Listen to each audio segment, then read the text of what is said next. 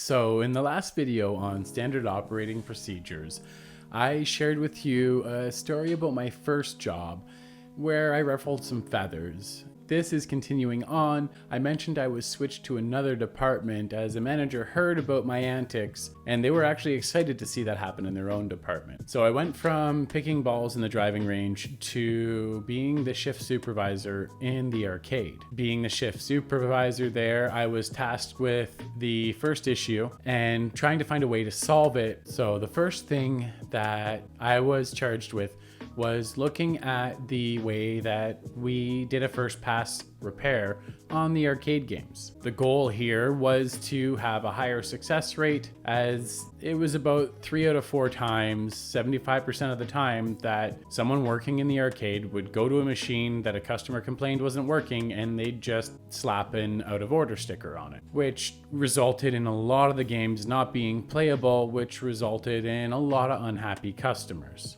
And at this time, I still had no idea what a standard operating procedure was. So I called it a troubleshooting guide, and I broke down all the ways that you can repair the coin mechs. Now everything's kind of card activated. At the time, we had tokens that we used. So I went through the different steps. I had a little piece of cardboard I wrote them out on, just breaking down step by step what to check in what order. And then I used that troubleshooting guide to train each of the staff members. And we took it from a 75% chance that it was going to be out of order and turned it into about a 5% chance. There were still games that were physically damaged that we had to have a qualified repair person come in and fix, but we no longer had to have them come in to repair all the simple jams that could happen in a day-to-day basis working at an arcade. The kind of stuff that you get to see put in there is a little bit crazy. Everything from band-aids to tickets to pennies to you name it. And this created a lot of peace of mind for my manager, for myself as the shift supervisor,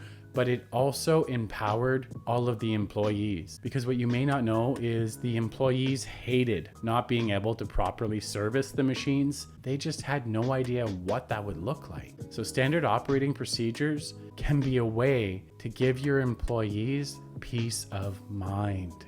Food for thought. Until next time, keep your spindles turning and earning.